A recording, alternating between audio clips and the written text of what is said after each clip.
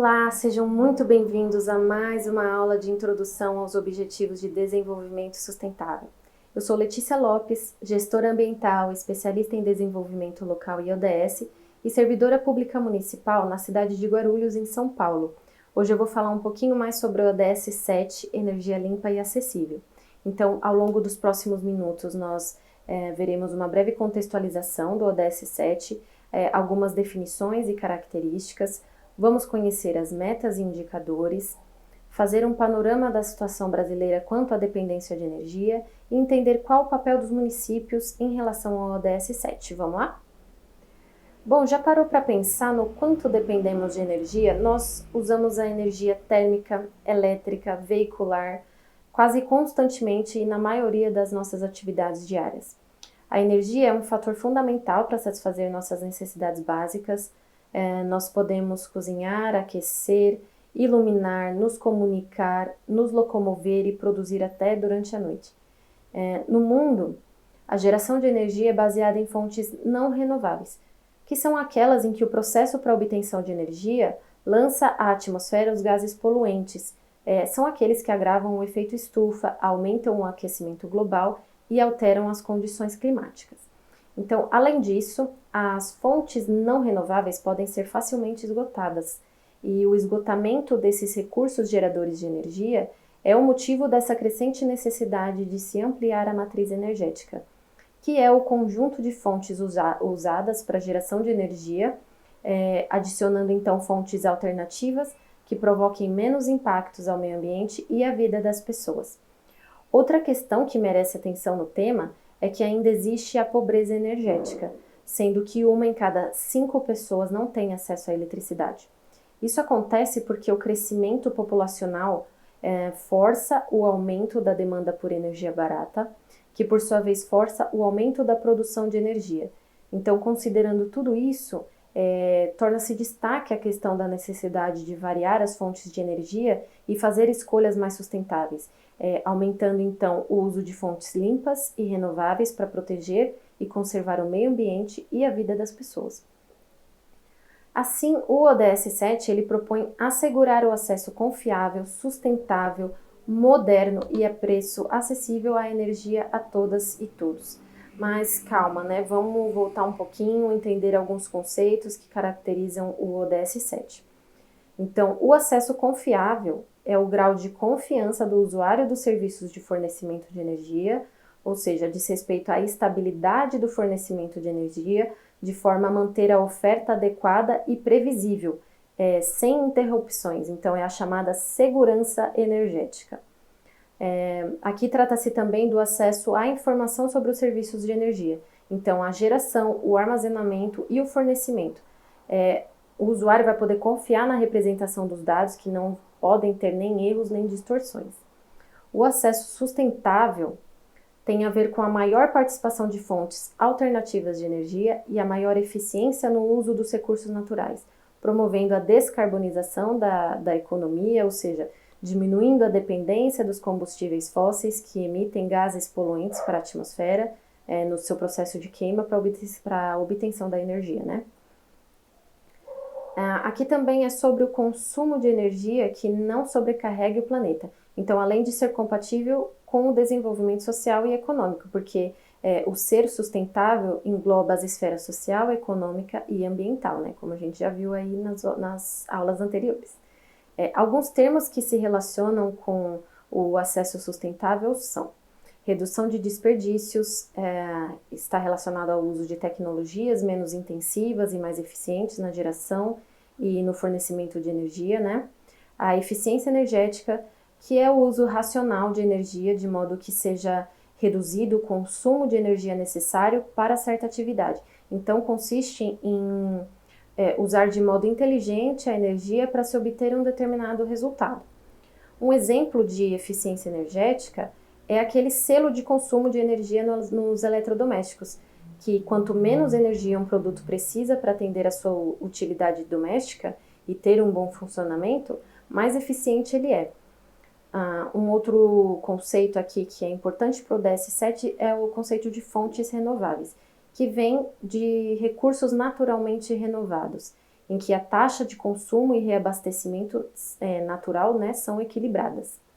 São os recursos disponíveis na natureza durante um longo período de tempo e são capazes de se renovar em um curto espaço de tempo. Então, são considerados recursos inesgotáveis. As fontes limpas de energia são as que não liberam resíduos ou gases nocivos ao meio ambiente e não causam impactos. O acesso moderno diz respeito à infraestrutura de qualidade e bem desenvolvida, que apoia-se também nos pilares de segurança, tecnologia e inovação.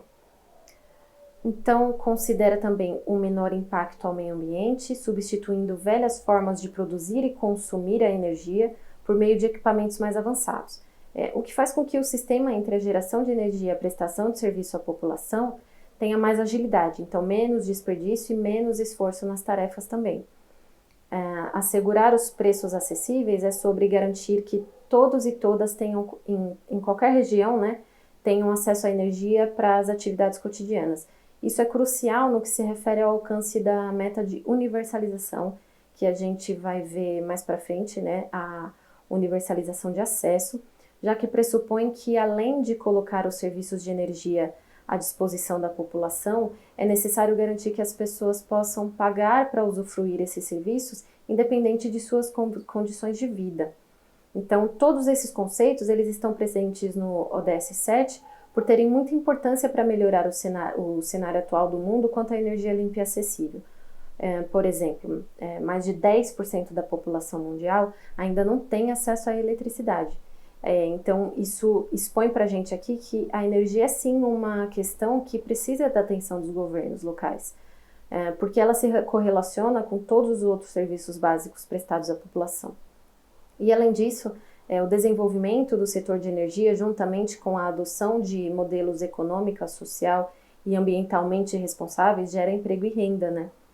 Então, vamos às metas e indicadores. Assim a gente vai entender se aprofundar um pouquinho mais no ODS 7. Os Objetivos de Desenvolvimento Sustentável são os protagonistas da Agenda 2030 e as metas são o caminho a ser trilhado para que seja alcançado esse desenvolvimento sustentável. Então, cada meta possui indicadores que são fundamentais para monitorar os progressos ao alcance dos objetivos e verificar também os resultados esperados. Bom, a primeira meta é o conjunto de tudo que a gente já falou até agora. Essa é uma meta universal, foi mantida para a realidade brasileira sem alteração. Ela é uma meta finalística, ou seja, ela se relaciona diretamente com o objetivo a ser alcançado. Os indicadores para acompanhamento da meta são a quantidade de pessoas com acesso à eletricidade e o quanto da população depende de combustíveis limpos e tecnologia. E assim, considerando que os ODS não serão alcançados em unidade, né, eles estão sempre correlacionados. A meta 7.1, ela está relacionada com o ODS 1, erradicação da pobreza, e com o ODS 8, trabalho decente e crescimento econômico. A segunda meta, meta 7.2, também é finalística, ela teve que ser adequada à realidade brasileira. O Brasil já possui uma expressiva participação de energias renováveis em sua matriz energética, e a meta aqui se transforma para deixar clara a necessidade do aumento dessa participação. Um indicador é a parcela de energia renovável no total do consumo energético. Essa meta, ela se relaciona com o ODS 9, Indústria, Inovação e Infraestrutura, considerando então a tecnologia, os investimentos e a infraestrutura necessária para a implantação dos espaços geradores de energia renovável. E ela se relaciona também com o ODS 13, Ação contra a Mudança Global do Clima, considerando que o aumento do consumo de energia renovável diminui a emissão de gases do efeito estufa. A terceira meta, também finalística, ela foi adequada para a realidade brasileira, tendo em vista a matriz energética brasileira atual, né? Entendendo que não tem como dobrar a taxa global de melhoria da eficiência energética, mas sim aumentar, porque mais para frente eu vou mostrar dados de como está o Brasil em relação à sua matriz energética, a gente vai ver que tem valores bons. O indicador aqui refere-se à intensidade energética, que tem que ser baixa, né, para espelhar a maior eficiência da conversão de energia em produtos e serviços. E essa meta ela se relaciona com o ODS 8, Trabalho Decente e Crescimento Econômico, e o ODS 12, Consumo e Produção Responsáveis. A meta 7.A é uma meta de implementação, ou seja, quais os recursos necessários para alcançar o objetivo, né? Então, ela trata de parcerias internacionais, investimentos em tecnologia e infraestrutura. O indicador é justamente a quantidade de investimentos e apoio internacional à pesquisa e desenvolvimento. Então, aqui a gente vê um claro exemplo de relacionamento com o ODS 17, que é o de parcerias e meios de implementação. A meta 7B, ela teve que ser adequada à realidade brasileira, porque nela contém detalhamento de características territoriais que não fazem parte do Brasil, né? Então, no seu texto, ele ficou mais simplificado para a gente. Ela fala sobre a expansão da infraestrutura e o aprimoramento da tecnologia no fornecimento de serviços de energia. Aqui o indicador ele é relacionado principalmente aos investimentos diretos dos produtos, ou seja, a infraestrutura e tecnologia. Então, diferente do indicador anterior que a gente viu, que focava em pesquisa e desenvolvimento, né? Aqui, infraestrutura e tecnologia. Ela também está relacionada ao ODS 17, parcerias e meios de implementação. Então, vamos falar um pouquinho da situação brasileira frente ao ODS 7. Foram essas as metas, né? Não são muitas. A situação brasileira frente ao ODS 7, lembrando que a matriz energética é o conjunto de fontes de energia disponíveis para uso em todos os setores, então residências, indústrias e comércios, e a matriz elétrica se refere exclusivamente à geração de energia elétrica. Então aqui nós podemos observar os setores e os valores do consumo final de energia no Brasil. Do total de energia consumida, quase 33% é destinada a transportes e, em segundo lugar, as indústrias, que consomem aí aproximadamente 30% da energia. O uso não energético, ele considera o consumo de energia para fins que não a queima. Então, por exemplo, a produção de asfalto, de solventes para tintas, né, lubrificantes, graxas, parafinas, que são produtos utilizados em maquinário industrial. Segundo os dados do Balanço Energético Nacional de 2020, que é um relatório consolidado da empresa de pesquisa energética, que é uma empresa vinculada ao Ministério de Minas e Energia, quase metade da matriz energética do país é renovável. Isso se deve, então, ao uso das fontes eólica, solar, biomassa, da cana e biodiesel. Isso nos coloca em um nível superior em relação ao restante do mundo.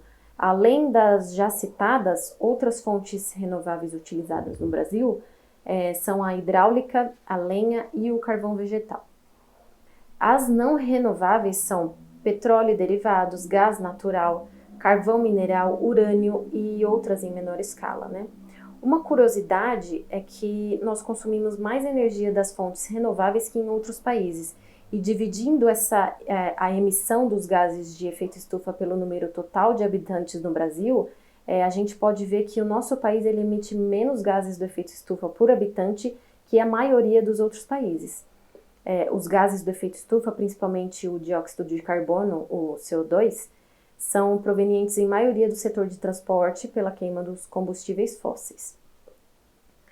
Bom, já a matriz elétrica brasileira totaliza quase 83% da participação de fontes renováveis, sendo que quase 65% é da fonte hidráulica.